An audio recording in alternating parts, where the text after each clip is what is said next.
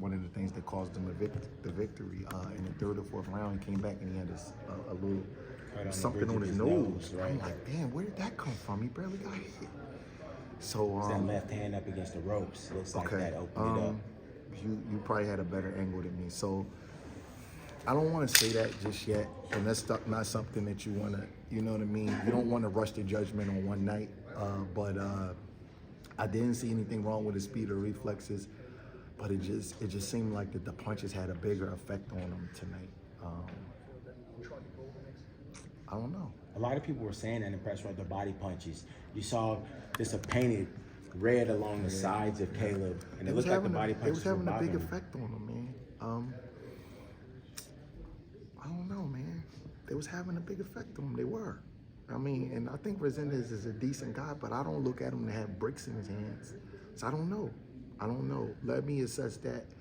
You don't want to make it this.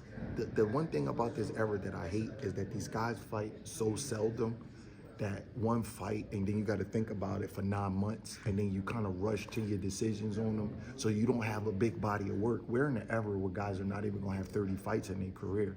Caleb got this big following. He don't even have 26, 27 fights. You understand what I'm saying? So, and he's been pro over 10 years. So you judge the nights. Sometimes we over-exaggerate them. So I want to see more than that just to say he should be hanging them up. But I will say that the punches had a bigger effect on him than I thought they would have. I seen Resendiz fight plenty of times, and he was I never viewed him as like this huge vicious puncher. I thought he was just a strong, come forward guy. You know, he obviously got heavy hands. He got, 16 wins, 11 knockouts. But I didn't view him as like this deadly lights out kind of guy. But the punches did seem to have an effect. The right hand to the flank was a good shot for him. And that punch in particular seemed to be the bothersome. Yeah, we had a plan for that. We had a counter for that and everything. It's just sometimes the shit just don't come off in the fight. But we definitely knew he was going to go to the body, and we were sitting and catching and countering, but it just didn't work out that way. Do you support him walking directly into a Charlo fight? He said, I asked him earlier in the presser, and he said, yeah, I'd be down to go with Charlo right away. When y'all ask fighters prideful questions like that, if you ask him would he go outside and fight Resendiz again 12 rounds, he gonna say yes. So I'm not saying you asked him anything wrong, but you can't, I don't know. What's the expectation? Of course he's gonna say. Yeah, like this is a prideful sport, so you're gonna get a prideful answer. What is he gonna say? You know what I mean? It's not even fair to hold him to that. I don't have anything to do with Caleb's management. That's the honest to God truth. Louis DeCubis, Al Heyman, his wife, they take care of all of that. I don't know who he's fighting or none of that. He tells me who he's fighting, and then we get ready for the fight. So if he want to go to Charlo, he could go to Charlo. If he want to fight the Resendiz rematch, because he does have a rematch clause, he could do that. I don't really know.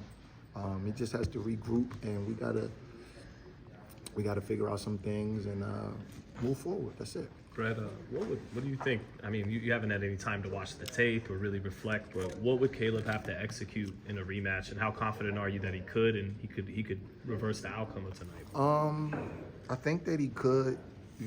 I would like to get carte blanche this next camp and just be able to do everything that I wanted to do, from top to bottom. I started training Caleb in 2022. So he was 30 years old. It was after the Canelo fight. So, I could remember a lot of trainers hating on Freddie Roach, and they would say stuff like, well, he's already getting ready-made guys. He's already getting guys like Pacquiao. Pacquiao's already a phenom. And they would be kind of like hating behind the scenes. He keeps winning Trainer of the Year. And I always used to say, that's the hardest thing in the world to do, is to get a guy that's already been to the top and he's coming off a loss, and you got to rebuild them because he's already set in his ways. And then when you're training him, he's going to have his own ideas. He's going to have like, well, coach, we did it this way and we got to this part. And then you're rebuilding their confidence because they come into you because they got a loss already. So that's much more difficult.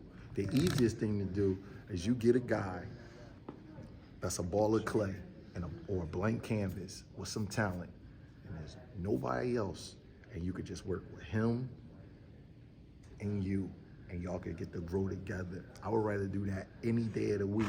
And I love training Caleb. I'm not saying that in a bad way, but what I'm saying is it's difficult because he already has certain things down, and you have to conform. You can't talk to a 30-year-old man the way you talk to an 18-year-old kid that comes in the gym. You know, when he might say, all right, you know, I like to spar 100 rounds in camp.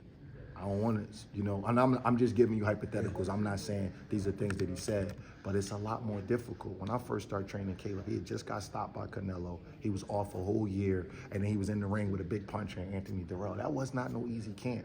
I'll be honest with you, I can say it now. He got, like, the sparring got the better of him for the first 3-4 weeks of that camp. And we just had to sit down and keep talking and keep working things out. And I'm like, it's gonna get better, it's gonna get better. And he went out and had one of the most electrifying performances of his career. But that camp, bro, that camp stressed me out. It's very, very difficult to deal with a fighter that's coming off a loss, that's already had success.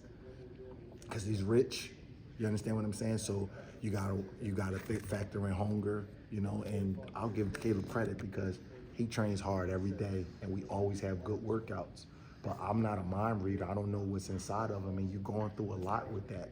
I think he could beat Resendiz, but I would want a camp where I just got carte blanche and I could just do everything that I want to do with him in camp, and let's just see how it is, you know? Talk about what are those things? In the next camp, if you were to fight Resendiz This again? may be the top 3 things that you think you do. I don't want to say it publicly. I gotta respect Caleb. I gotta respect Caleb. I gotta respect everything. I just don't want to say it publicly because if I say it publicly, it could kind of get misconstrued, and they'll say, well, whatever I say, they're gonna say, well, he wasn't doing this, or he wasn't doing that. And it's really not about that. I would just have to have carte blanche because now we're not gonna be fighting Resendiz. We're gonna be fighting Resendiz time 2 because he's gonna be so confident. And the next time he fights Caleb, he's gonna think he can stop Caleb. So it's gonna be a very, very hard fight. And That's a harder fight, you think? it's going to be a harder fight. The one thing I will say is I want to bring in the kind of sparring partners that I want to bring in. You know what I'm saying? There's a certain kind of sparring partner for a certain kind of guy. I want to bring in the guys that I would want to bring in, and that will be the number one thing.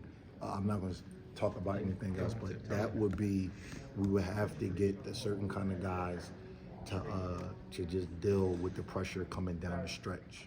You know what I mean?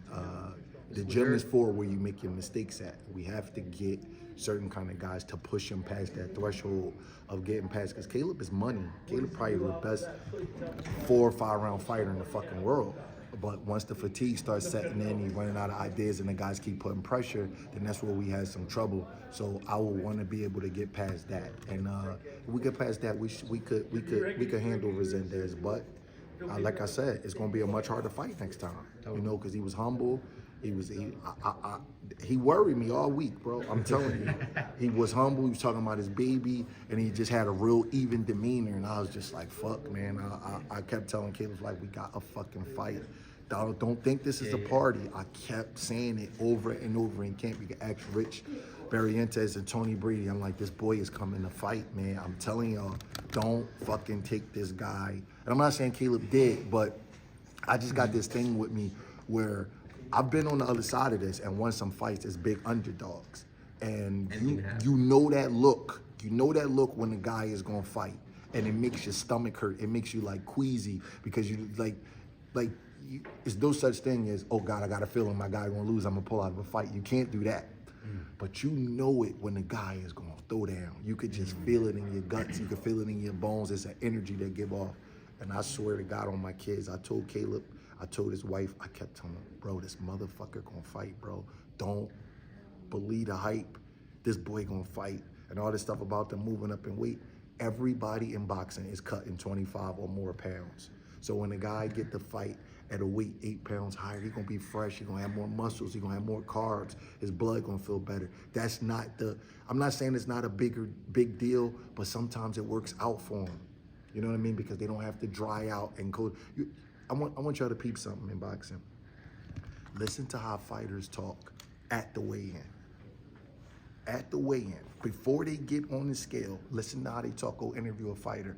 9 out of 10 of them, their vocal cords is drained. They can't even talk right because they've been cutting so much weight. It takes something out of their vocal cords and they talk with a deep whisper. It's brutal. See how Resendiz was talking? It was cool. All that little shit matters, man. He had an even kill in his personality, man, and I knew we was in for it. I wasn't bragging or talking, none of that, because I know what can happen when a guy has that kind of ambition, and when he has that kind of, you can't measure a man's ambition. The great Nazim Richardson used to tell me that in the gym all the time. Like, you can't measure how hard, how bad this other guy wants it. That's a hell of a thing, man. You know what I'm saying? And sometimes fighters, you know, they don't even know subconsciously if they let off the gas. They don't even know it. But Resendiz is not rich. He's not rich. Bro, making money and taking care of your family is a hell of a motivation. I'm standing up here right now, my back is hurt. You know why my back hurt? Because I flew home Wednesday night. Because my kids ran in the CYO championships Thursday night. We didn't get home till 11 o'clock at night. 4 o'clock in the morning, I had to be up at the airport to be back out here to get this weigh in. You'll do anything for your kids, anything in the world. You think it's a little bit? The boy talking about having a baby. Yeah. I'm telling you, that kind of shit, you don't. You can't fake it. You can't. Yeah. You can't. I'm telling you, you can't fake that. That's a lot of ambition, because Caleb was lighting him up early, so he could have just packed it in and just let his head get jabbed off. He kept pushing, and then he got to the point of the fight where he turned it around. You got to tip your hat to him.